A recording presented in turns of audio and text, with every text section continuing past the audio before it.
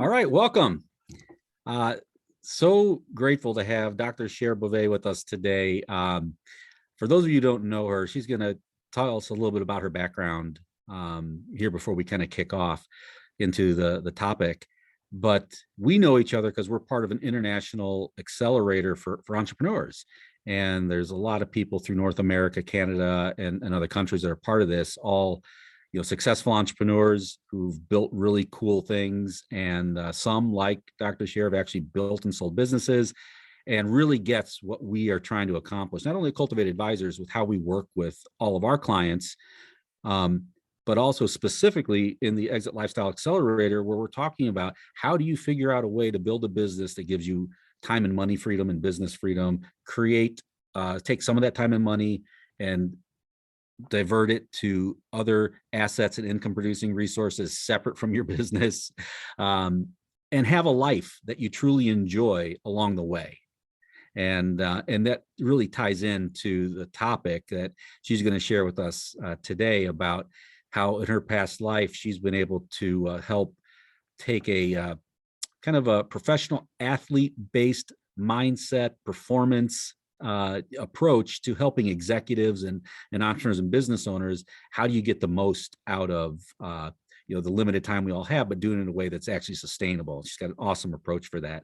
But before we dig into the nuts and bolts, Dr. Sher, of what we're going to talk about today, I think it'd be helpful if you just shared a little bit about your own entrepreneurial journey, because you've done something that the vast majority of entrepreneurs and business owners will never do, which is actually figured out how to build and scale a valuable asset that somebody else is willing to pay you for. Right. So you did the holy grail. So if you want to just talk a little bit about your background, how you got into that, and kind of what that experience was like, and then we could talk a little about what you're up to today, before we jump into the presentation. Great. Yeah, thanks. And hello, everybody. I'm very excited to kind of be here and have the opportunity to speak, to Greg, to your contacts and everybody and clients at Cultivate. So yeah, in terms of my background, and I know, Greg, when you and I first talked, you didn't know this about me because this is a business from the past, but you found it quite intriguing. I am a chiropractor by training, and had a practice actually for a few years and sold that, but that's not the story he's interested in as much. It's more I had started another business, which is called a locum service, like a temporary service for chiropractors. And I was able to go and fill, because we don't use that same terminology here in the States. So that was to go if chiropractic practices needed help supporting them. Yes. And they needed some interim help, you guys were the ones who they could come to, and you figured out how to maneuver people around to fill the gaps. Yes, I used to jokingly say it's kind of like a dating service for chiropractors, right? Like kind of get them well matched, because they're all very different in how they practice. So yeah, so I had that business, and it was, and it's just thinking now, in essence, what I was promoting was freedom, kind of like what you guys were doing. It's this whole idea. Totally. In order for them to be able to take time off, be it for a holiday, for mat leave, for whatever extended time, they needed to build their business and operate it in such a way it was easy to do. So from that standpoint, it was interesting just running that. I was kind of fortunate. I got to interact, and this was across Canada, and interact with, a whole collection of business owners, practice owners, chiropractors. And definitely I could see patterns, and the things we're going to touch on today, like the patterns, the ones that could actually took our busiest clients, in terms of the size of they were able to take the most time off. It was easy. And it's not because somebody might say, oh, because they have more money, they could do it. It's like, no, because they had designed their businesses in such a way they had that, as you guys would say, more that business freedom. It wasn't solely dependent on them managing people, being there, like they could get away. So I was able to see the ones that could do this with ease, and those where they take a holiday or two, but it was a struggle for them, right? And placing chiropractors in there, I really got intimate knowledge about how they ran their businesses and the systems and the processes, and it really came down to that, along with mindset. So it's interesting to see from that standpoint, but also for myself, I ran my own business that way, like seeing this, it's like, I don't want to get buried. And I did go through a time actually when, basically it was all kind of in my head and I couldn't get away. And I'll say the probably the turning point for me actually was when I got pregnant with our first child. Because I Oh like yeah, that forces some I priorities. yeah, it came to light. It's like, no, I want to have time. So I really started working on systems and processes so that the business could fundamentally run for the most part without me. So then when it came time to sell, it was like so easy. It's still running actually today. Oh, The awesome. person, And yeah, the how person that long ago ran did you it, sell? this was back in 2006, Oh my gosh. So it's still, and how long did you have it before you sold? about 14 years. Oh my gosh. Yeah, you did something right. Yeah, so it's That's still amazing. around. Yeah, and yeah, which is kind of cool to see. But irregardless, it was that ease. Like the transition was super easy. Like she could take over, and it was very straightforward. So a lot of what you guys are coaching people on, business owners and whatnot, is that whole idea. It really is. It's so invaluable. A, for your lifestyle and well-being, but Hmm. also as an asset. Business asset. Yeah, that's awesome. And I know that it might have been after you sold, um, you were, I mean, 14 years ago, you weren't ready to retire. So No. you were doing some, I don't know if it was consulting or not, but you started to get involved in this high performance field in Yes. a way. Yeah, I moved more then into I'll call the area more corporate wellness. Some of these things I'm going to share today come from that. But in particular, then I ended up in working in an executive medical clinic. So I'm Canadian, and in Canada we have public health. Hmm. But there is an element where we call it, executive medical clinics or concierge medicine. And often it could be companies that will pay for their top, C-suite or VPs to go and have annual medicals, and it's just a faster, more efficient system, more But also, effective. you guys did a lot of like really holistic value add stuff. It wasn't just about, you could get in faster to get, your Oh annual no. physical. It was also like this whole idea of the performance. Is why otherwise, why would the companies want to pay for that for their executives? Well, exactly. What was the big thing is they want prevention, right? They Yeah. want to know, not to sound harsh, but they want to know that their VP or president isn't going to drop dead of a heart attack, right? Yeah, Like that's what they that they're healthy. Yeah. It sounds terrible saying it that way, but that, and particularly the one I was in. So the one I joined, my title was director of lifestyle medicine. So, and it wasn't just for companies; it was also entrepreneurs. We had a lot of entrepreneurs and people that Mm, they realized, and hopefully people listening think of it, realize this too. Maybe not, but what's your biggest asset in the business? It's you. yeah. You are the asset. So taking care of yourself, just like you might take care of equipment or things like that, or your supply chain, with taking care of yourself is hugely important. So that's why part of the philosophy, the values, and mission of this particular executive medical clinic was to integrate, yes, the medical side, but then also Mhm. the whole lifestyle assessment to bringing in, and that would get very like into how they're running their day. And some of the things I'm going to be sharing in this, it comes from that. So people would sort of, oh, this is some things I need to change, or I'm headed for Mm. trouble. Yeah, and you'll share, I think, in the heart of your presentation, that but this is stuff that's based on science, and in particular, a lot of application in the professional sports world. And Yes. then anybody who's an entrepreneur or a high performing business executive, there's tons of analogies out there to the type of performance, the type of mental game you need to bring to the table, and we all know that.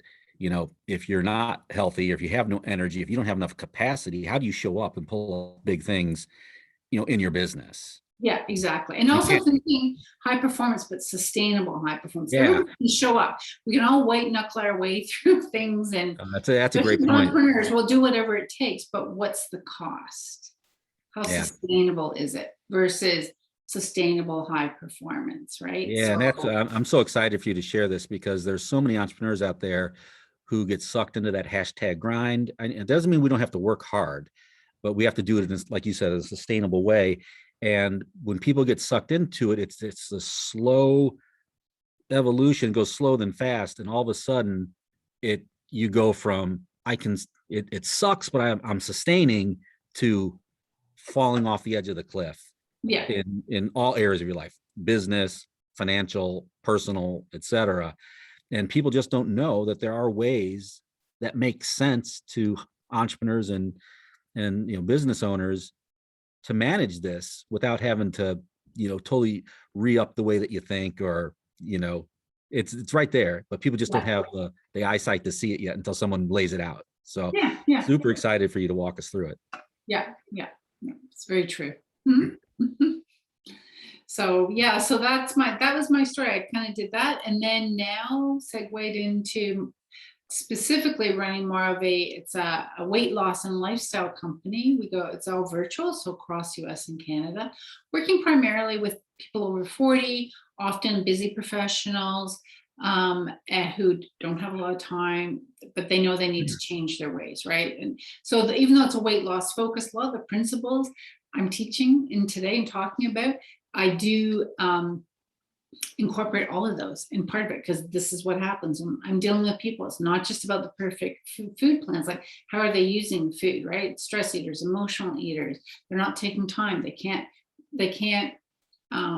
prioritize their own self-care, so they're ordering in and have unhealthy habits. So Yeah.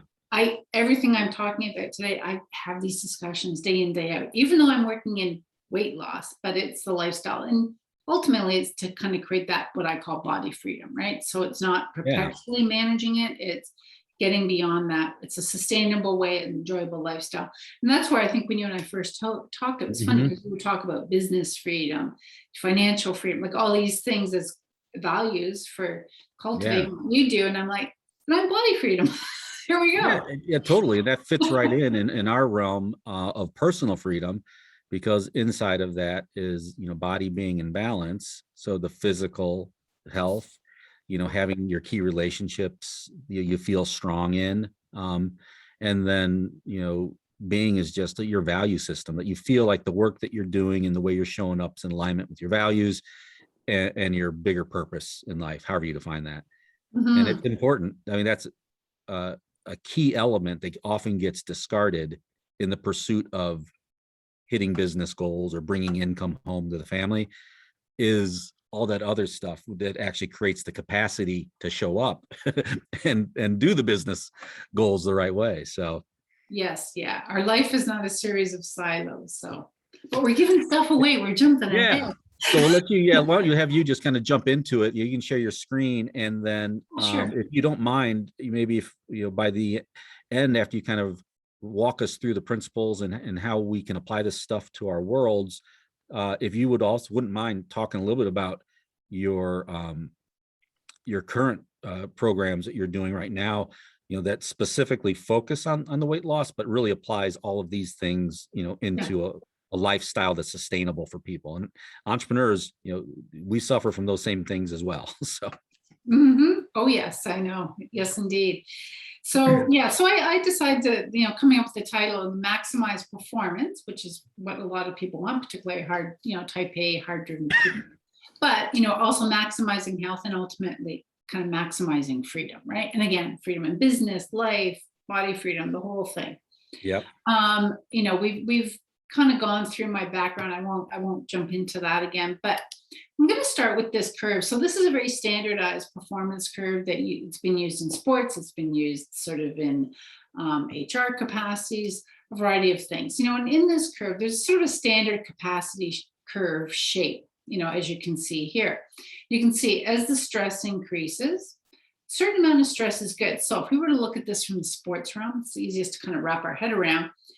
Stress the body to do training, you're stressing the body. It's a stress, but then the body repairs and grows and gets stronger and faster and can jump higher, whatever it is, right? Right. Yeah. So you've got to stress the body. You got to stress it, and performance will increase. But then there hits a point where going beyond this, right? You got optimal. It starts to become counterproductive. Again, in sports, overtraining starts to become counterproductive, right? That understanding that there's no point going beyond this. So as it relates, but the shape of the curve it's not so much about the shape I want to talk about. It's more the width. Like where is this point? Where's this optimal point where it starts to become? That's the capacity. The capacity to do more means this line, this threshold is going to move along the curve. So further to the right means you have more capacity. Yeah. And this is an example of less capacity, right? Because obviously this threshold here is lower. So same shape, it's just the capacity. And you can use this in the physical realm. It could be in business, it could be in the work, it could be performance, whatever, meaning performance at work, one's personal life. Like we all hit the wall and then things Mm, start to unravel. yeah. So it's identical. This basically the gist of this entire talk is how do we change the shape of this curve? How do we move from here? How do we make it down here? Move along so it's a nicer, you're further along this x-axis than the other way. And basically think of it as we basically have two resources. I'm not going to use money as this because this is more about performance. So obviously money is a resource in business world, but I'm not focusing on that one. We have two resources. One is time, right? Time. Mhm. Time is finite though. Only 24 hours. We can't get more. Once it's gone, it's gone. We can't get it back. It is a finite resource. Much of our dismays, right? We just wish we had more time in the day. Yeah. The only other resource we can tap into that can impact that curve is energy. Hmm. Think about energy. So, and I don't mean this in a woo-woo kind of way, as much as I may be into that a little bit, but the energy is more, as you know, I mean, when you show up, when you're in the zone, when you're feeling good, again, in sports, at work, right? You feel good, lots of energy. It's that focus, that attention, doing good work, the whole bit. People will sit, they're in the zone. Like there's an energy thing there, and there's a difference, right? You can put in the time. We've all done it. Put in time, going through the motions, knowing one is ineffective, not as productive, things are taking longer versus like, okay, decisions, productivity, relationships, all these things. So energy is very powerful, and it's a way of actually maximizing time. But energy, the key thing here is it is expandable. You can increase your energy, and it's renewable, right? It doesn't go away. There's ways you can, and the whole essence of this talk is going to be how do you do that? How do we maximize this resource? And this comes from a program out of Florida, actually. So Dr. Jim Lauer, who's a sports psychologist, and Tony Schwartz, who's on the business side of things. Jim worked with professional athletes, specifically all the big name tennis players. And one of the what they were looking at is like, how is it? Like, what makes, when you get to a certain level, they're all physically great. They've got the great, Right. all the serves and this and that, and all their technically are good. He said, what makes the champions that consistently show up and can just nail it majority of the time? And as they studied their behaviors and everything, they found what he called it is kind of like what they've learned. They've learned how to manage their energy. And when they manage their energy, they're able to kind of, when they're they're performing, but they've also mastered the art of how to kind of pull it in recovery. So it's that, again, that work-rest ratio, but not just physically. It's looking at all compartments, everything that contributes to energy. And so with that, then they developed a program based on the high performance with athletes. They took it into the corporate world. They did work with people in the medical and in the military. Because man, that's like when you're on, you got to be on. You can't afford to kind of be off one day, right? In the military. Yeah. And entrepreneurs, right? So worked with these groups, and they have he coins the phrase how to be a corporate athlete. So again, when you show up for your day, you're the champion, right? You're performing as best, to your maximum ability. And you can always show up like that, but doing it in a sustainable manner. So ultimately it's like learning how to manage your energy, how to become this high performance corporate athlete. And that's the basis of where this comes from. Can't take credit for it, but the concepts, and this relates a lot, I think, to what you're doing with your people, right? And also this does get into, and you'll see that the dots will connect. It also gets into the areas that can impact this, having to do with health and wellness and lifestyle. Yeah, what I find really interesting about this is that I think oftentimes many of us view energy, like you said, it's renewable. And of course, that's true. But I think a lot of times we look at it the opposite way. It's like, I feel good, therefore I'm performing well. I can perform well. Like that, it's a reaction. It's like a reactive state. I don't have any control over it. If I'm feeling good today, it's going to be a good day. If I'm feeling bad, it's just going to be a bad day. And I don't know what levers to pull to make the good days happen more often than not. Right. And that's where we're talking about the sustainability. How is it Yeah. that one can be a high performer in a sustainable manner, as opposed to hit and miss and cross your fingers that, you wake up on the right side of the day in bed or something. So thinking in terms of energy management, we basically have four sources. I call them the four tanks, the four fuel tanks that we can draw upon to maximize our energy. The first, and we're going to go into more detail on some of these ones and what it is to deplete it and what to do to increase it. But at a high level, the first one is obviously physical energy. That's how much do you have? And we can all relate to that, right? We're tired. We've been burning the candle at both ends, whatever it is. It's a low energy day versus a high energy day, the physical. I think everybody can they know what they've experienced both ends, right? Mm-hmm. Then you have the mental energy. This is an interesting one because it's like, oh, sometimes people haven't thought of it this way. I would say for a lot of high performers in the business world, this is where they probably get most depleted. So mental energy is the ability to focus. It's that, think of scattered energy, light beams versus the laser.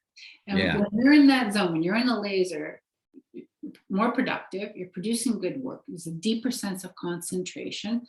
Problem solving skills are accelerated, strategy, decision making, or just like creativity. Like it's like, oh, how did I think of that? It's like just like focused versus trying to do 1,000 things at once and mentally just all over the map.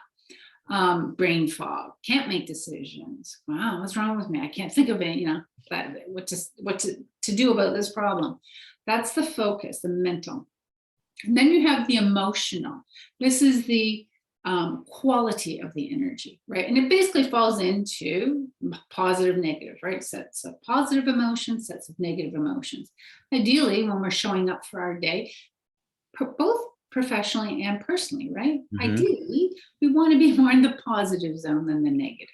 So looking at that. And then finally is the spiritual.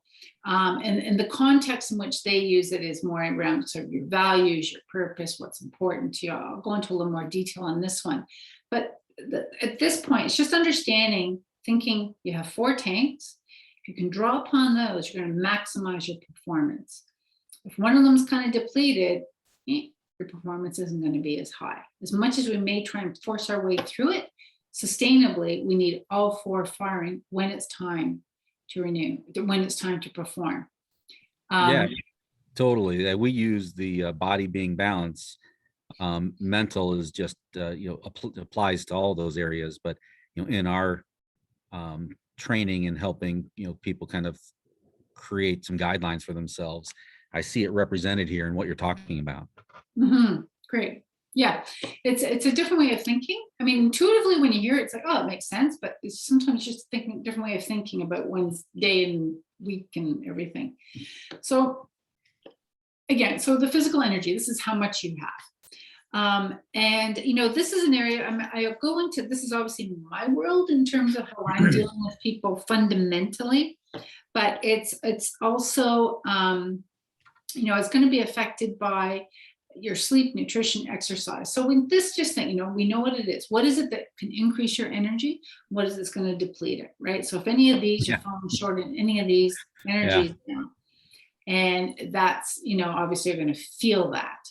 The mental focus, again, this has to do with the deep focus, the laser beam focus. Actually, there's brainwave activity associated with this. I'll talk about that in a sec. Like literally our brain is operating in a different zone when we're in that state. And when we get interrupted, it really derails the whole process. And then we have as I said, the emotional energy. And again, these are there are, one of the studies Jim did, they were looking at the emotional state of high performers, and that there are emotional states associated when they are performing, how they describe what they're feeling. So there are sets of emotions that are associated with being in that emotional zone for high performance. Mm-hmm. And then we have the spiritual. Again, this is your values. This is your why. This is one's purpose. And again, you see it in businesses, the ones that have that higher value, higher purpose, when somebody can just show up. And even though we can't control things that happen, really, as much as we like to try, but they can just carry on. They can can because they have a higher value that's letting them see beyond the minutia and the stuff that can, especially as entrepreneurs, can really drag us down, right? Yeah, and I see that, when most entrepreneurs get started, they might have a very strong why, which, enabled them, empowered them to take the leap of faith into starting something on their own. Yeah. But then they get caught in the bogged down in the day to day and all the craziness, and they start to lose sight of that over time. Yes. Yeah, for sure. Yeah. And that's not a fun place to be. So how do we get firing? All cylinders, right? It sounds great. We want to be like, yeah, sign me up. I want to kind of do this. This is what I want to do. A couple of things here. One is, if you think of an athlete, they are not going from competition to competition. They're not under that performance level all the time. Again, this speaks to sustainability. So performing, yes, when it's time to perform, when it's time to show up in your life, be it work, whatever you're doing, family life, activities, other things, that when you're on, but when you're off, you're off, right? You need to master it. You can't be in that performance mode all the time. I think that's probably one of the hardest things for entrepreneurs, be it from the physical, mental, emotional. It's like they are constantly in their mind, always performing in their, I don't mean performing for others, by the way. I just mean doing what you got to do, right? Right. Yeah. Doing the work. They're on all the time. We force the concept of free days as opposed to planned vacation days, where, Yes. where we start planning, forcing the entrepreneur to schedule out time where they do disconnect. And it could be just for a couple hours, and then eventually it could be half a day, and eventually it could be, multiple days. But they got to start someplace, and they got to force themselves. Otherwise, they'll never decompress. No, it's true. You have to teach yourself to, right? Yeah. And that's what this is all about. So let's, putting it all together. So we have our 4 quadrants, right? The physical, mental, emotional, spiritual. So 2 key concepts here to gain an idea of how do you manage this? How do you harness it when you need it? First of all, they're interdependent. As much as we think we can kind of, create, compartmentalize, you can for a little bit, but eventually there's a ripple effect. So, your physical, and again, this is when I'm working with people, this is everything I'm using with them, because it might be like, oh, they just need to eat clean, or, whatever I'm doing with them with weight loss. Well, that's the physical, but guess what? If they're like strung out and stressed, and tired, then maybe that's why they're going for the sugar and the caffeine, and that's making them kind of cranky, and they're not as tolerant with their employers. They go home, they're not as patient with their kids, they're having argument. Like, it's this kind of interconnection. And so appreciating that's hence why it's important to fill the tank and pay attention to all 4 of these, because it will. You cannot, in a sustainable manner, keep going on the mental side of it, let's say, with business, and let these other ones go. It will absolutely have an impact. You're not going to show up as good as what you could be.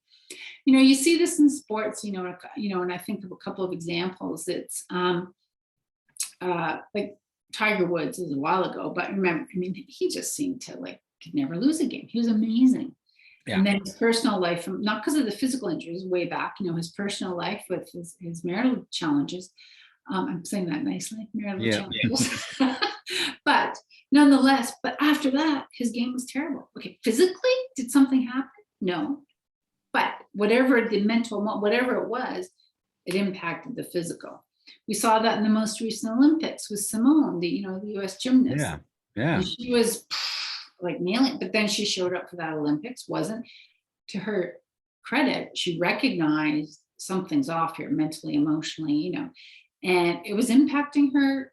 Those routines, she's done them probably a million times. Why would that impact? Because it does impact. Yeah, it's a great example. It's all interconnected. And the reason I drew it like this, these are, you've got the 3 here. The blue circle, that's your values. Think of your values as, values are sneaky, right? They're probably the most powerful, but they can be the most insidious when we may not consciously realize we're not living a life congruent with our values. Yeah. Meaning that we're saying one thing, we're doing something else. We believe certain things, we're not fulfilling that. Yeah. Maybe it's the kind of work we're doing. Maybe it's how we're And treating death by ourselves. 1,000 cuts, but it adds up. Totally. Yeah, it's very sneaky, but very powerful. So I view that as the values is like the foundation, and it's the fire. It's the thing too. When you can tap into that, man, it's powerful. It's going to feed the other things. So, but at the same time, you can get the others all right, but something's just not, something's off. Often when people too, with their values, when they're out of sync, that it will start to play out. You know, they're not sleeping.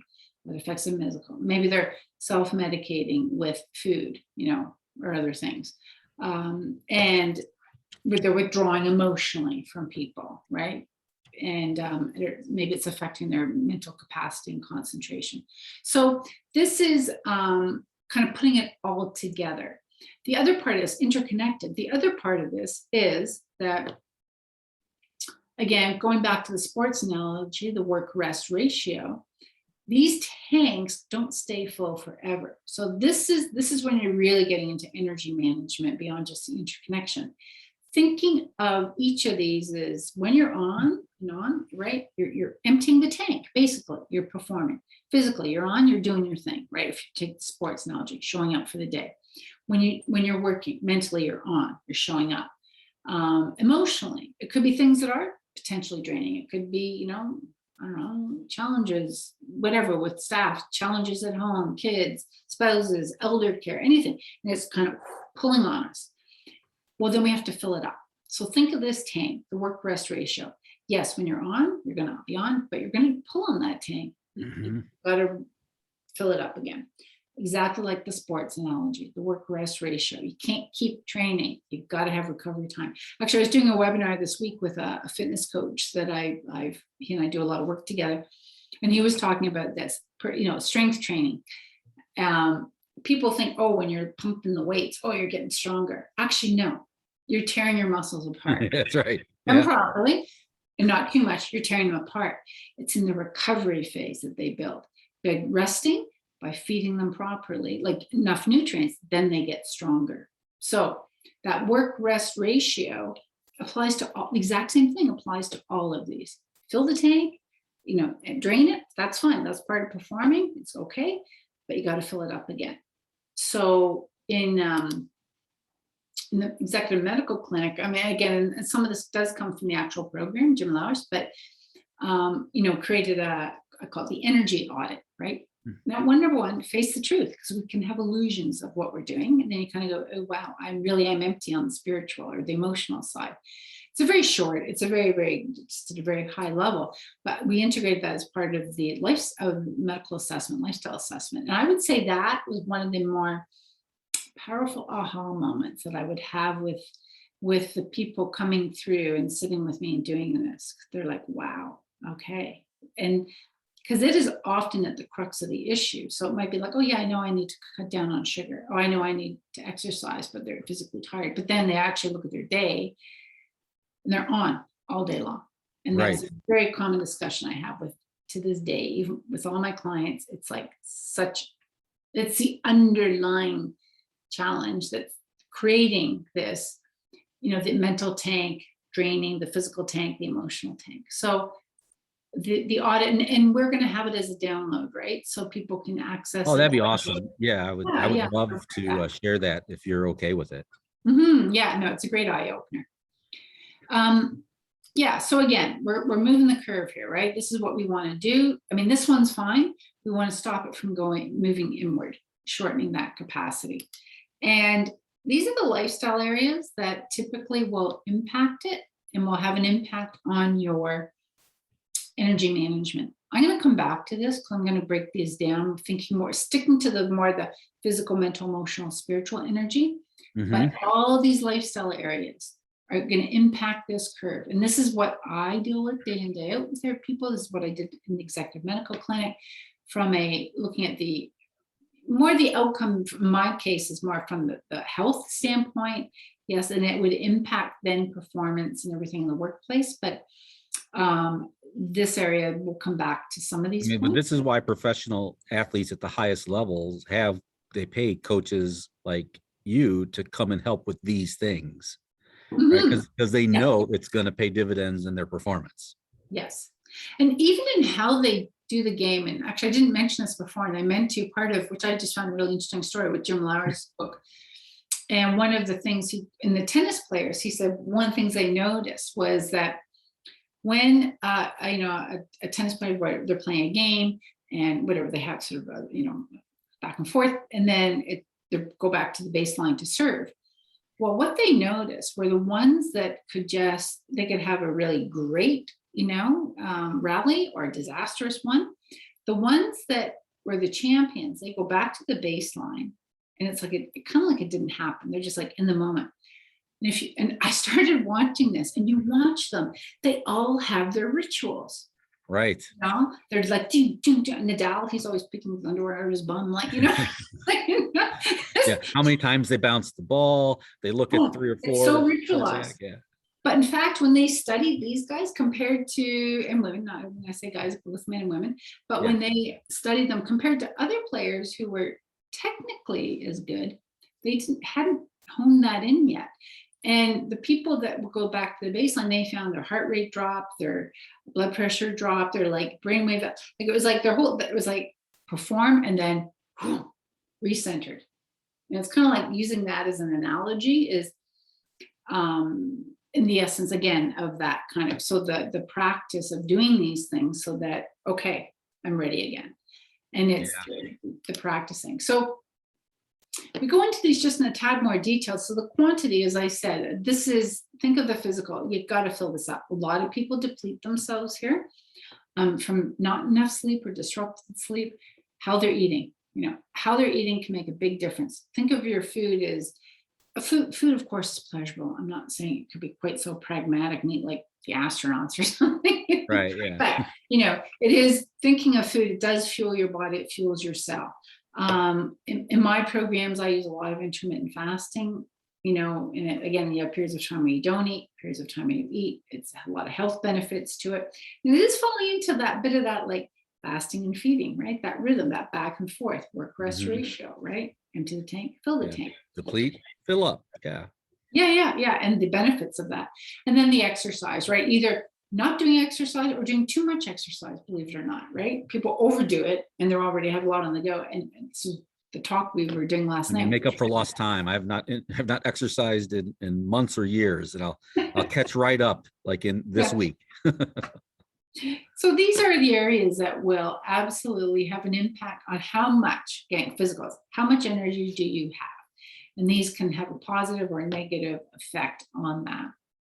Of course, that's what I deal with all the time with people. Now, this feeds into, actually, I'm gonna go back. So with this, when people are depleted here, of course, that's going to start to impact their mental capacity, their emotional capacity. And then on the mental side, which we did talk about a bit, again, this idea, and this is so relevant, I think, to people, and they will be listening to this, being on all the time, mentally on. And it's not even just like work. And again, with a lot of my clients, particularly, I would say a lot of my female clients, so they're like work, and then it's like home, and it's kids, and it's elder care, and it's managing the house, and it's this and that, and they're just like mentally, they can never shut it down. Oh yeah, I call that the mental commute. Like, physically, I had to, address this in my own world in my previous life, because I did an assessment where you're like, how many hours are you actually working a week? And then they made us be really honest about all the time that we were thinking about work and all the time that, and so when I added up, I was like over 100. I'm like, this is insane. But a lot of that was because I was physically at home, but my brain is already commuted back to all these other things. And so I wasn't present. I wasn't, refilling. I could be sitting on the couch, zoning in front of the TV, and I wasn't getting any kind of restorative benefit from it. Yeah. No, and that's a good point too, Greg, because there's a difference in like vegging out, which could be a form of escapism. And yes, it's downtime, but is it truly restorative, particularly in the mental realm, right? And just in terms of how the brain works, I mean, again, it works in rhythms. Like they call these ultradian rhythms. Circadian rhythms are in the body, sleep and things like that. But ultradian rhythms are last about 90 minutes, meaning this gamma wave, that's the brain wave that we're very focused and Hmm. concentrating, only lasts about 90 minutes. So when people are trying to push through longer than that, they're putting their body into a stress state, and it's probably going to be ineffective. So it's appreciating having those restorative breaks. And I know, I mean, hey, I run my own business. It's not like I'm supposed to take half an hour off every 90 minutes. Yeah, right. Yeah. Like it's not about the time. It's about the quality of the break, that it is truly restorative. Um, and I'll give some examples of that in a sec. But it's just thinking in terms of treating one's days as a series of sprints, not one long marathon. These marathoners hit the wall. It's Yeah, and I one think that, time. yeah, that time and priority management is a key component underneath anybody's successful day. But I think we all struggle, entrepreneurs as well, and so you just go back to back to back to back because you're disorganized. You're running from one fire to the next to the Yeah, next. Oh, so I had a series of sprints. I just linked them together and made a marathon out of it. exactly. Yeah. Yeah, exactly. And and it's also in how one is, like, just the small things, like, the distracted energy. Like, again, you want that when you're getting very focused, is do the focus, do the good work you've done, move on. And there's some work that won't take as much of a focus, like not that deep concentration, but that the multitasking, especially nowadays, with the, emails and phones and social, like so many things that interrupt us and get us very Right. scattered. And that drains us mentally versus that very focused time. And this is where what you guys do, right, with your clients, the coaching in around how are you working through your day, not just in time management, but also energy management, which obviously time management is part of that, but recognizing the things that fill you up, things that drain you. If you're going to be doing something that's really going to drain you mentally, you need to fill up the tank again. And learning the art of delegating, the art of setting boundaries, systems, like all these things that Yeah, I that's so saw. interesting in this context because so many entrepreneurs, and you might have had the same experience too, have such a hard time. We're all control freaks, and we have a hard time letting go, delegating, right? Because we think, well, it takes me so much time, energy to, and perhaps money to teach somebody else how to do it. It's just faster if I do it. But we're not thinking about the impact, the ripple effect that you know, Yeah, lack of boundary, lack of delegation has on us and our ability to perform, even in the level that our business currently is. Not to mention that is a detractant from any kind of value that someone would be willing to pay you for if you're the hub of all things. But just exactly. even to enjoy, perform well, get paid well, and enjoy your life, doing it the way that most entrepreneurs do it, I don't think we always realize like the real impact and effect of the way that we're showing up and what that really does to us and limit Yeah, it our takes a ability toll. to transition our life and our business to where we want it. Yeah, yeah. And this is such a common area, like this whole thing here, like every day I talk about this with my clients, like, where they're not taking time for lunch. It's like, well, I don't have time. I don't think about it before I leave the house. Well, this is before, COVID, some now, but, leave the house, don't have it. I don't have time to eat. I don't have time to do this. I don't want to take the time. And a lot of it isn't actually that time consuming. It's just, they don't have the mental capacity for it, right? Yeah. It's another decision. It's decision fatigue. It's like they're overwhelmed.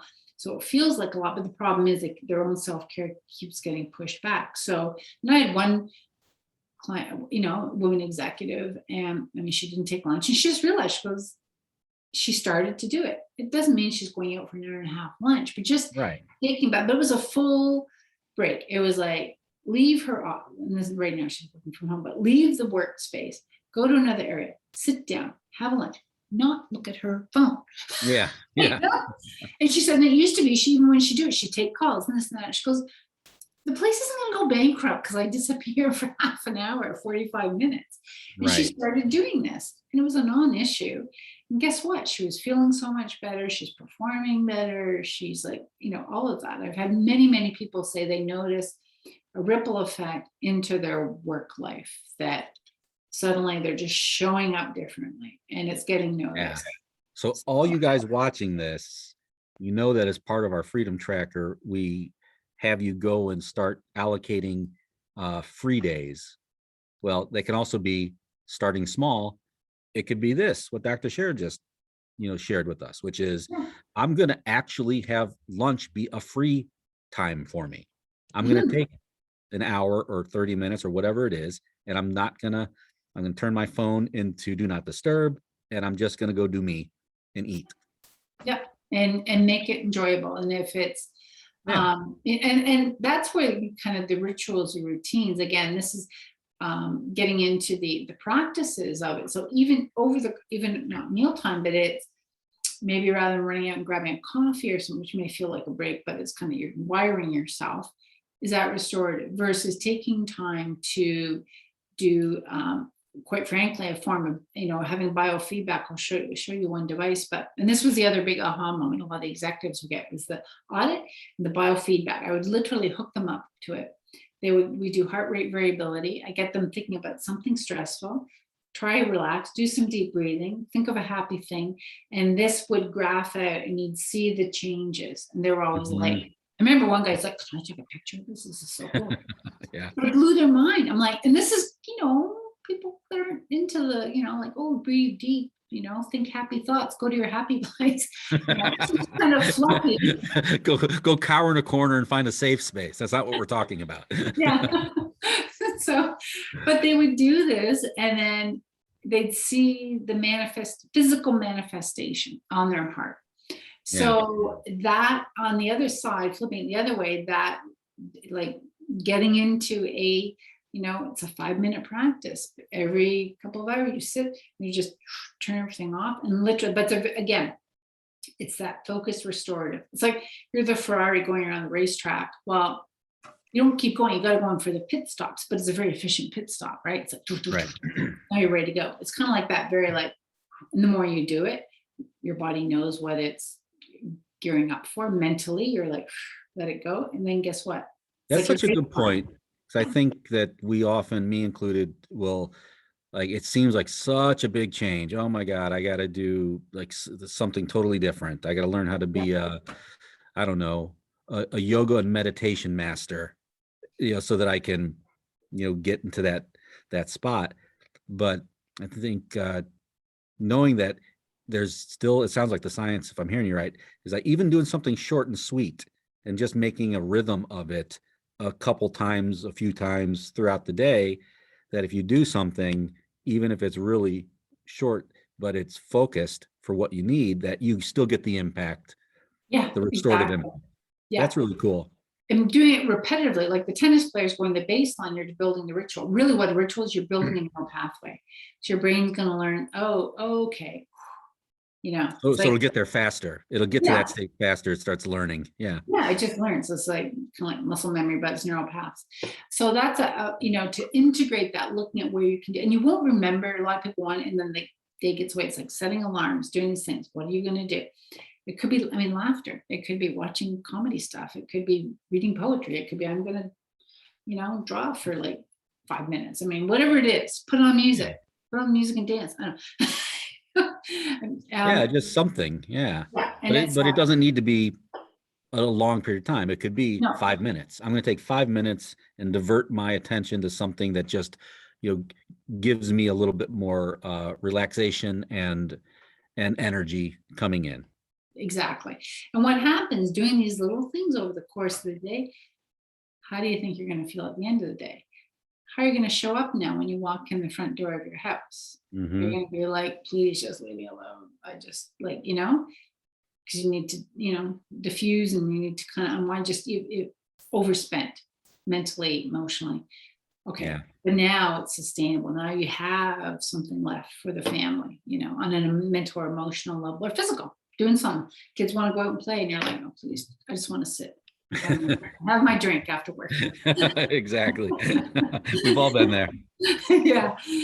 Anyways, so that's the minor bit in the day, and then just overall mentally leisure time, like having those things that just give you that full escapism, in terms of restorative escapism, right? Where you just feel like, oh, I feel really good after that.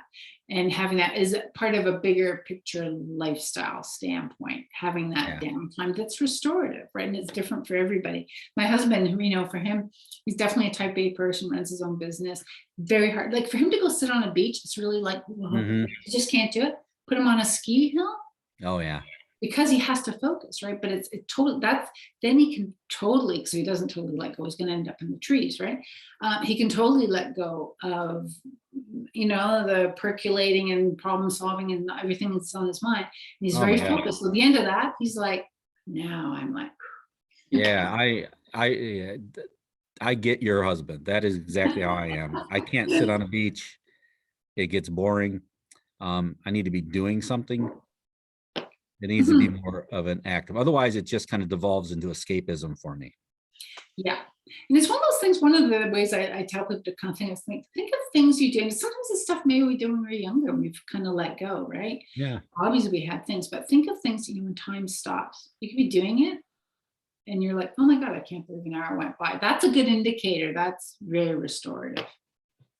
So, and that impacts mental and emotional. I put under mental here, but it is, obviously it impacts the emotional. So well, they're all related, as you said earlier. Yeah. And as I said, this whole idea, don't fill your mental tank, don't fill your stomach. A lot of people use food for this. Like I see this all the time, obviously with my weight loss company. It's food feels very restorative. It's the stress eating, the emotional eating. I work hard, I deserve a reward. Like all of that comes into, so rather than hammering home what they should and shouldn't eat, it's like, what's really going on here? Let's get a handle on this. And guess what? Yeah. The desire is less strong. Yeah. And, we all have that kind of, so it could be food, it could be booze, it could be drugs, it could be, anything. And in excess could have that same negative effect, Yeah. I'm going to go and work out for 4 hours a day on top of my work day. Well, yeah. Which is thought of as being healthy, but that's overdoing it. Exactly. So anyway, just a few resources here in terms of books and things to read. This is a great one called The Focus Effect. It's by Bruce Bowser and Greg Wells. Bruce Bowser, he's Canadian. I'm going to be featuring him actually in a webinar in November 16th. And maybe we'll you can email me if you're interested. But Bruce ran one of the biggest, largest moving companies across Canada, moved all the professional sports teams and everything. So, and he was CEO of that, and built it up over the years. Now he's chairman. But, he also ran an executive medical clinic as well, was involved in that, more on the financial side of it all. But he's a big advocate of, he's very healthy, like really takes care of himself. And his book is all about the focus effect. So using that in the workplace, but also how it applies to, health and wellness and lifestyle. And just small things like, again, the emails, like having time when you turn it on, when you're with your family, like turn it off, right? When you're working on something major, like escape from all the interruptions. Because the cost of an interruption mentally, they say like that gamma wave activity takes 8 minutes to drop down into it. So if you keep getting interrupted, that makes sense. You lose your track and then you got to go back in again. I've often said that I feel like mentally, I'm like a freight train. Like it takes me a minute to get up to speed and then, I can crush through things. But changing direction is not instantaneous, especially if it requires deeper work. Yes. Yeah. No, it's hard. It's hard to do. And it does take time. The brain's got to kind of get around that.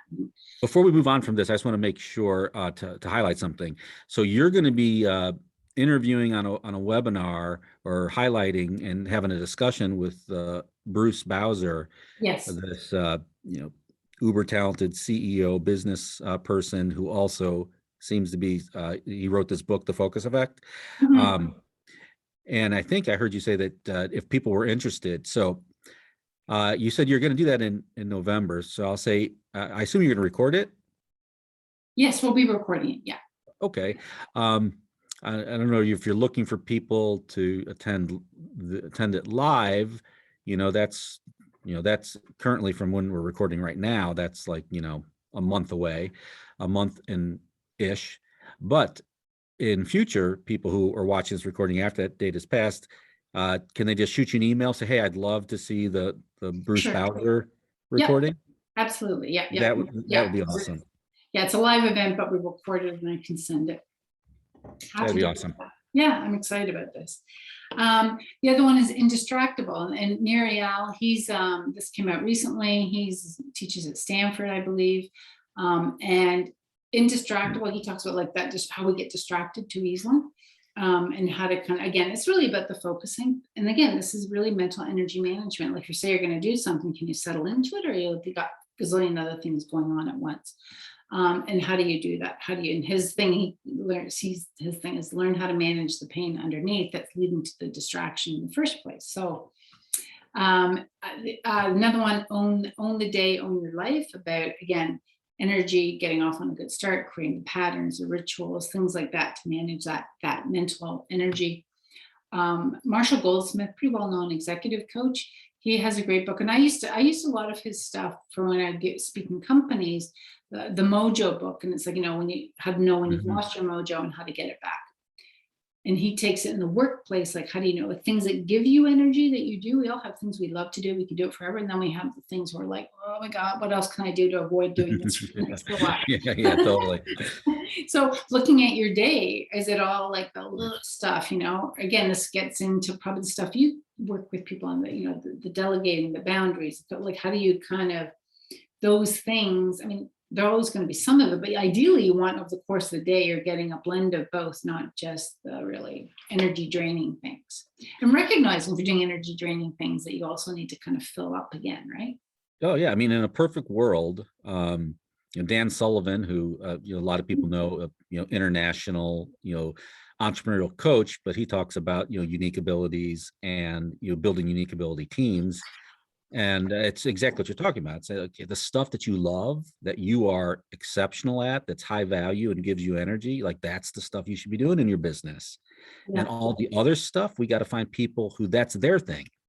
Yeah, exactly. That gives them energy, like they just rock at that, the thing that you hate doing. And it's a process, but that's figuring out what that piece is for you, and then identifying what you need for other players on the team. So the right people on the team and sitting them in the right seats. Yeah. Critical piece of this. Yeah, for sure. Yeah. And then I mentioned heart math. When I mentioned using that biofeedback device, again, heart rate variability, you can get one, you can a lot of people that end up getting it. You can, if people are interested, actually, they could message me about this as well. But you can plug into your phone, you put on your ear, and it just ritualizing that, and it's giving you biofeedback, so you see the colors. So this is a tool or a device, electronic device of some sort that. Yeah. And they learn, you're teaching yourself to go into that zone very quickly, and it's that service. Is that a very expensive piece of equipment to buy, or how's that? I know it's about the one, I think it's about 150, 160 US. A fraction of what you pay for your iPhone. Exactly. Yeah. I mean, there's other ones out there, but they cost a lot more. And the research, I mean, actually just going to their website, heartmath.org, like the research around it is like really quite phenomenal, and it's, so it's a good device, but it's also has this huge body of research and courses, and somebody really wanted to get into that, they could. So that's I'd spend a little more time on this area because this is, I know, so it really ties into what you guys are doing, but this, I know for a lot of kind of entrepreneurs, this is often the biggest, that and the physical are the big ones where they, and often I think the physical stems from the mental in so many cases. Yeah. On the emotional side, again, positive versus negative, I think that's really obvious. And people know, like, how you're thinking dictates how you feel, and how you feel, how you show up, it's going to affect how you lead, how you interact with others, both professionally and personally. And we are, sometimes we can get into a negative state, and we can develop the neural pathways that keep us there, keep us in that stress response, which affects our emotions. So the more I have here, the hardwiring for happiness, the more you kind of take note of Richard Hanson, PhD in neurosciences, that our stress centers, we have the prefrontal cortex of our brain, executive functioning, right? That's where a lot of us probably operate. And we have the stress center. When we naturally, our stress center is hardwired. We have more pathways going from the center to the frontal cortex. So when we're in survival mode, and stress it just could be that insidious kind of always on kind of stressful stuff. Stress can be good, like the stress of giving a talk, the stress of doing something, that's a good kind of stress, but then there's the negative kind, right? That just wears you down. That we are hardwired to be more stressed because we're on the lookout, survival. We got to remember when we walk out of our cave, don't turn left. That's where the saber-tooth tiger is. Got to turn right. Like, we got to remember this, got to get that right the first time. So we're hardwired for that, but it is possible to develop more neural pathways going the other way, meaning you can shrink that stress center, and that things like people will talk about doing, gratitude journaling, doing success journaling, how we look at stuff, right? All of that. The more you do that, the more you're building more neural pathways to just settle this little beast in us that, can cause havoc. So this is the point being here, the emotional state, we can change it. And when we're in that more negative state, it affects us mentally. Again, it can lead to the physical side of things and some of our habits to try and avoid those emotions. But in particular, Jim Lauer, one of the things, they looked at was there's a set of emotions that when people are operating in a high performance state, when they're performing well, they're often associated with certain emotional states. And this shows you here in this graph or chart. This is basically high energy, quantity, low energy emotions, and then you've got the negative and the positive. That's how this is organized. So the performance zone is high energy because you're putting energy out, and it's positive. So you can see, right? Energetic, hopeful, challenged, inspired, focused, like that. You're showing up. So ideally, that's where we want to be, but you cannot stay there all the time. As I said, work restoration. We can't be in that way all the time. So ideally, we want to go into the recovery zone. So again, still on the positive side, but it's lower energy, right? It's that mellow, peaceful, relaxed, carefree, just, in the flow. We're not putting it a lot out there. We're kind of just restorative recovery. Unfortunately, we end up a lot of times we can bounce into this zone, which is still high energy, but it's on the negative. This is that more the stress zone, I would say, in a negative stress kind of way, right? High energy, it could be like angry, intolerant, irritable, impatient, defensive, like that. Like high energy, but it's in the negative zone. Yeah, this is where a lot of entrepreneurs, regardless of how many commas and zeros in their revenue and or personal income, tend to go back and forth, right? They crush it in performance, but then they go to survival zone, and go right back to trying to perform, and then back to survival zone. And yeah, I've had clients that have businesses as big as $80 million a year and 20% net income for many, many years. So like living it, right? Who operated like this. So it doesn't matter how much money someone's making or how big their organization is or how much revenue it has. It doesn't mean that they're not still susceptible. They haven't necessarily figured out the sustainable piece for themselves yet. Exactly. And that's the word, right? Sustainable. This, like, again, if you look at this one here, I've got bouncing between here and here. It may feel like you're doing a lot, but it's not sustainable, and it will come at a cost somewhere, be it health, be it, again, when you think of the 4 quadrants, that means emotionally they're in that zone, and eventually it's going to affect them mentally. It's going to affect them physically because maybe they're kind of in bad mood all the time. Well, what are they going to do to feel better? Yeah, I would assume that what ends up happening there is that left to right red arrow, if we stay on that back and forth path too long, it starts moving left. And if I think of that quantity line as a fulcrum, eventually when there's too much of that line off to the left, it's going to start tipping down Well, and creating a, yeah, the wrong curve to the burnout zone. exactly. And it's hard to get out of It's that. very hard to get into the performance zone. So Yeah. really it's bouncing between these two on an emotional level. Mm. So, Yeah, that makes, um, like, you know, like you said at the onset of this, like, uh, some of this is like common sense, but it still seems so very like eye-opening to I kind of know. see it, like, why is that? Like, I thought I understood this stuff, but sometimes just seeing it laid out this way makes it a lot easier to figure out how to apply it to your world. Yes, exactly. Yeah. And and also it's doing it in a way that's not shaming people or they're feeling guilty or Yeah, whatever. Like it's okay to go into the zone. It's good for you as opposed to feeling like, oh, I shouldn't be doing this. Like I'd be working harder or, yeah. the stuff that drives us is maybe not always coming from the best place. But Oh God, I like when I was in that time of my life, I was doing the 100-hour, weeks with the mental commute all in. I remember one time I was driving someplace in the middle of the day with my mom, and I drove by. It was a weekday, midday sometime, maybe even, well, whatever. It wasn't after work time yet, and we drove by a golf course. The golf course was full, and I remember like that pissing me off. Like, look at those people, not working in the middle of the day. And my mom was like, "Yeah, don't you wish that you could have some of that too?" Because I yeah, was like, I was lost in my own, like, hashtag grind world. Like, mhm, I work hard. yeah, Uh, yeah. We can wear that as a badge, right? yeah, So I really was, and it actually made me look at people who were out in the middle of the day having fun and be like resentful. It's so weird. That's what you said. It's sneaky. This stuff is sneaky on you. That's not my values to think that about other people, but that's how it impacted me in lots of other ways. yeah, yeah, exactly. And so lastly, we have the spiritual. And again, this relates to, I mean, you can take it into the spiritual realm if people have a spiritual practice that often is very restorative, but also relates to what are their values? Are they living according to their values? Are they living and working according to what's important to them?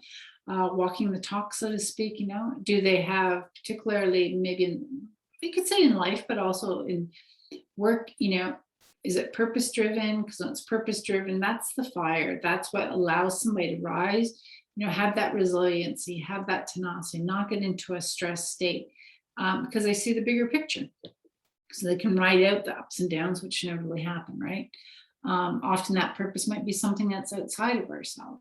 So, and be it personally or as a leader or in a company, having again the vision, the mission, all this kind of stuff. So this is aligned with how one is living their life, how they're working, how they're interacting with their staff, their colleagues, their partners, their spouses, kids, their friends, like all of that. Is it congruent? And if it isn't, that is the one that will really tear things down.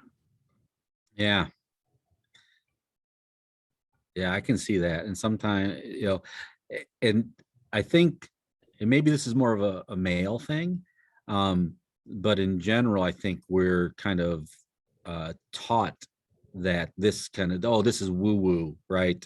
Mm, Like values, like in this context, oh, I just need to go work. I just need to go work hard. I'm good at this, and I've proven it. I've built something. I've gotten paid. I mhm, might have made a lot of money, and so that justifies the mhm. fact that I'm really underperforming my potential and my capacity, and perhaps am not building anything that's valuable beyond me.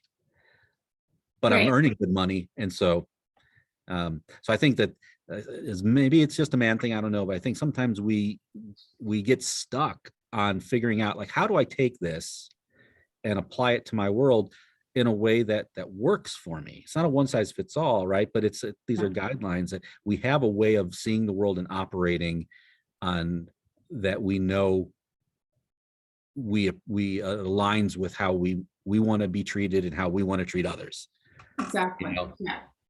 and how do you apply that how do you take that and then apply it to your business life in a way that allows you to have a better personal life. Exactly, yeah. And even what you're doing over the course of the day, is it, where you're putting your time and mental energy, is it something that's aligned with one's values that, and this comes up a lot actually as well, like when I'm working with people with weight loss. I mean, for weight loss, and often people have a lot of weight to lose. I mean, it can be a long journey. Yeah. There's that showing up each day and doing what you got to do. Well, The especially if short you want to be sustained weight loss. Yes, and sustain. This is where people run into problems with keeping the weight off, because they've got that, oh, it's a wedding, oh, it's a reunion, oh, it's a trip. Okay, so there's motivation, but it's not a deep-seated, value-centered reason for wanting to lose weight. So when that event or thing comes and goes, the weight goes on. Also, when people are trying to maintain their weight, it's not very exciting. You're maintaining. It's not like, oh, I'm seeing the scale drop every day and there's that immediate gratification. You're maintaining. So if they haven't related being healthier, losing weight, like why not, I always not, why is this important to you, right? And for some it might be about the clothes or whatever, but I mean, I remember one guy, actually, he was an entrepreneur. I forgot about this. And he said it really bothers him. He was presenting, he got his first wave of funding, right? Mm, And he was quite overweight. And he said he worried, it was, when he was having to do more presentations when they're going in for the second wave. yeah.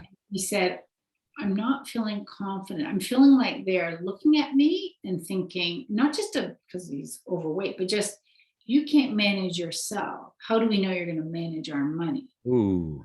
Are you going to be around here in 3 years? Like, sounds very harsh, but it was really weighing him down in terms of what was important to him with his career. But when he could see, this is through the discussion, when he realized, okay, but and his company was like very important to him, he was passionate, but he'd done it, built it, and physically let himself go at the cost, right? So then he's like, okay, but then if we could see, rather than taking the time to take care of himself and eat well and do the things he had to do, which he saw as being in the way of his success, in the way of what was important to him with his work, when he could see, oh, you know what? That's actually, now I can see how this is on the way. This is contributing to my business. And maybe you accelerate it. Reframing those values and seeing it, and likewise with me, if somebody says, oh, if I'm, following food, I can't socialize. And if for them, part of their personal life is social connection and community and all that sort of stuff, if they see it's in the way, they're not going to follow through. Right. Sometimes it's a bit of shifting. It's a bit of a mind game, but can you relate the thing you need to do? Can you relate it to something that's of high value to you? Then likelihood of following through is much higher. Same as business, right? So, anyways, yes, we'll talk about that all day. Okay. So in terms of, again, so we've got the concepts here, thinking about one's day. Think of it now, not just time, energy management.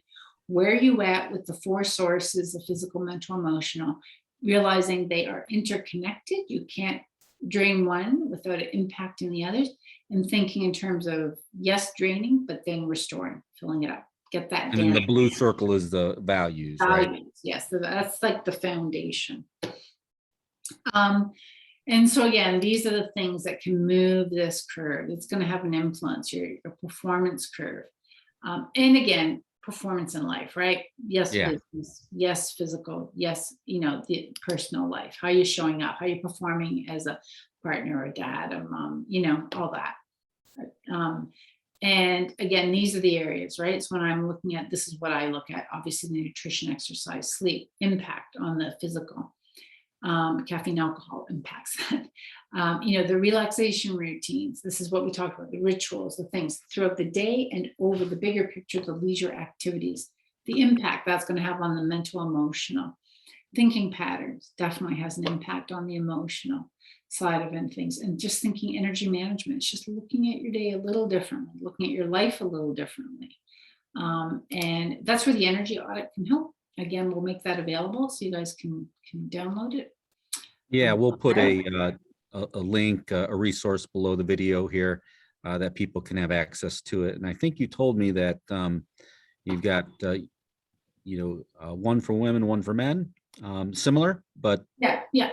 So exactly. We'll put both links out there. Yeah, no, that'd be great. Thank you. Yeah.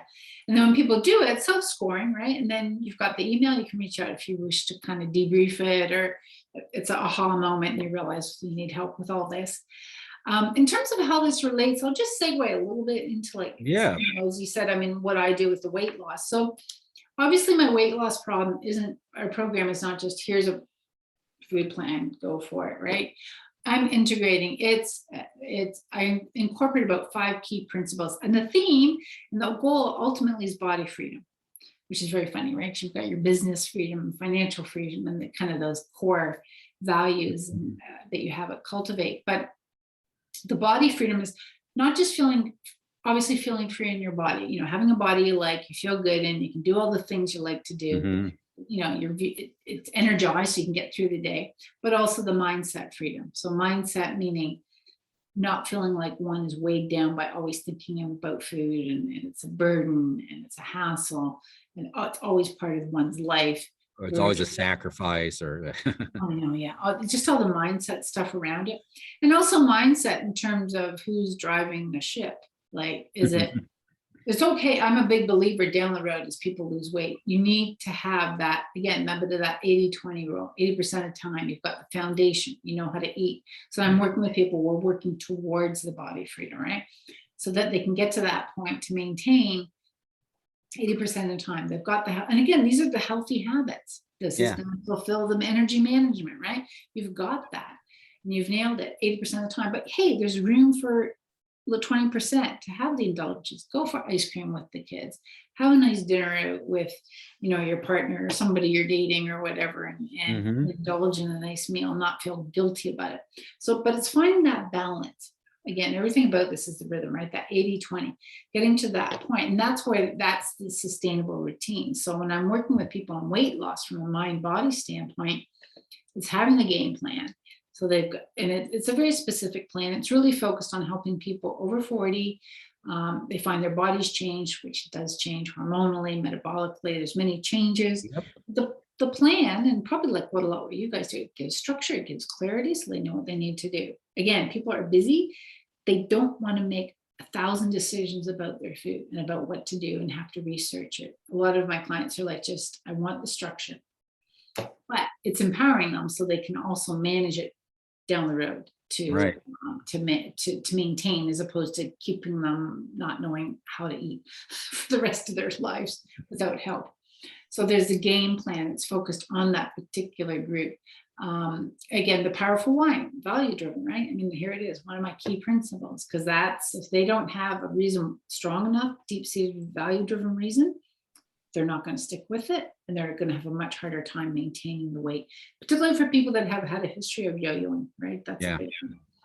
And again, the sustainable routines, that's the other part of this, is when they've got the routines, it's again, the rituals, routines, you don't have to think about it. You're freeing up that mental energy. Now you can dedicate it to other more meaningful things in your life, but you're taking care of the Yeah. physical energy with a little, you know, flexibility in there.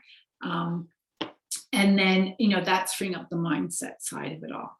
And then having the course correction. This is getting into where you can have, you know, you've got freedom in your body, freedom in mindset, freedom in lifestyle. Having strategies based on my game plan. I teach people, how do you do a quick course correction, right? Because life happens, and ideally by choice. I know when we did a trip over to England, oh my God, I don't think they've heard of vegetables over there. Like, and so, you know, it's all pub food and everything. But, you know, I came back heavier. But then I know exactly what I need to do very quickly. There's a structure, there's a clarity to just turn it around. Right. And this is what I teach people based on the game plan, because as I mentioned before, I use a lot of intermittent fasting. That's what makes it so powerful as a strategy for over 40, the health benefits for brain health, cellular health, and targeting fat quickly. Yeah, this is it's so cool. There's so many parallels to, you know, your 5 key principles to just, you know, running a business too. That you need a game plan. You have a big powerful why. You got to figure out those routines that kind of eliminate you being the hub of all activities as the owner. Understand that it takes time. Not everything you do is going to work exactly as you intended. So there's going to be course corrections, and having some accountability, you know, and support to help you along the way, and having flexibility to deal with the fact that life and success does not come in a linear path. Exactly. And Yeah, if we give ourselves that's permission, funny. if we buy into these principles in life, we give ourselves permission to actually be human and not get sidetracked when the inevitable happens. So Exactly. And you I know what love you it. have to do. And that's the art. That's the art of the flexibility. That's where a lot of people that struggled with weight, they're like, I can lose, I gain, I can't seem to find this fine balance. That's that flexibility, which ultimately is very freeing. Like again, Yeah. as opposed to it being such a big part of their life. I'm not going to go into this in great detail. People can reach out to me if they really want to learn more. And I book complimentary, just a quick little 15-minute assessment call, learn the lay of the land, understand Yeah. about each person. And then if it makes sense, I don't want to waste their time, but if it makes sense, we can book a longer call. And if I don't think I can help them, then, I'll try and point in the right direction. But there's a process to the program, various phases. We move your body through to kind of get it burning fat and then stabilize it and then set you up for life, so to speak. So that's sort of I guess I'm just showing there's a structure to it all. And the Yeah. methodology I use, just very quickly, I mean, this I discovered myself. I ran into my own challenges, right? Energy management went out the window. This is from about 8 years ago. Mm. I had a back injury, so okay, couldn't exercise, but very high stress. Both my parents became ill. So personally, this is also when I was working at that executive medical clinic, but there were corporate changes happening. So work was extremely stressful.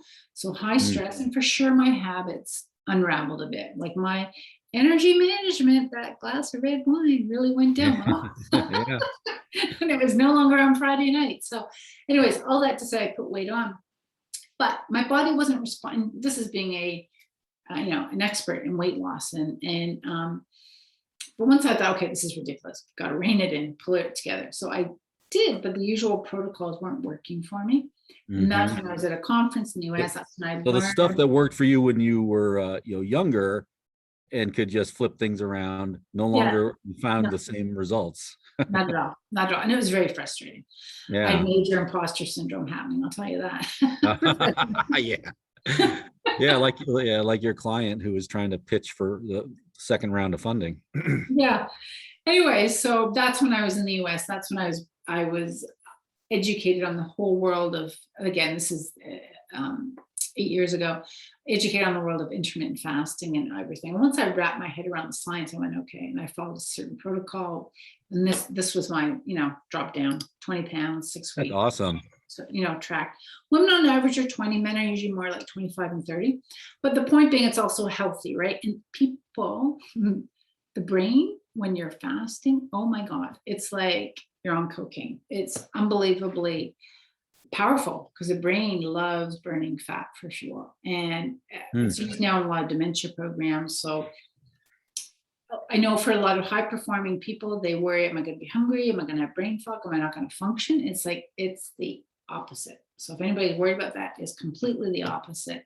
I've had many people say they actually feel their best when they're in a fasting state. Anyway, so I just wanted to share that briefly. I've kind of been there, walk the walk, so to speak. So people that are beyond what we've talked about here, but are actually quite interested in the weight loss component can certainly, again, the best thing is just book a 15-minute assessment call with me and we can have a quick chat and then go from there. Yeah, we could, we can create a link for that too. I'm sure you have a calendar link for that and we could drop that underneath as well. And I know that we went over a lot of time a little bit here, and I know that you have got another appointment that's, you might be running a tad late for. So I just wanted to say, Dr. Sher, thank you so much. This was really powerful information. It's amazing how once it gets broken down and just kind of explained in, third grader terms for people, how this stuff applies to us. Right? As entrepreneurs, as business owners, and how we do have control. We have more control or the ability to control more than I think we sometimes understand, and both in our business and in our personal lives, which include this kind of performance mindset and, the things that you've shared with us today. And really appreciative of the fact that you gave so many, like, hey, you're interviewing somebody, people want access to that, there's going to be a link. If people want to do the energy audit, that's just a quick thing they can do on their own online. We're going to give them access to that. And then if anybody's just interested in having a conversation about how you take these performance principles and you've kind of combine that with the science around what it takes for people who no longer have the natural metabolism to just instantaneously get back in shape, and to start getting some results, it looks like in a sustainable way. There's a Mhm. lot of people who struggle with this, myself included, that I think could benefit from, having a conversation with you. So I appreciate you taking your time, sharing your expertise, and your awesome story of how you built and sold something, kind of achieve that holy grail that so many entrepreneurs I think dream of, and many don't think it's really realistic until they, meet somebody like you, or partner with people like us and help give them that, if you don't have the belief system yet, you can borrow our belief, and right, and let's team up and help you get there. So thank you so much for your Well, time. it was fun. It was great. I really enjoy it. I love talking about this stuff. And yeah, Yeah, and I I know mean, our group's going to get a ton of value out of it. good. Well, I hope so. Great.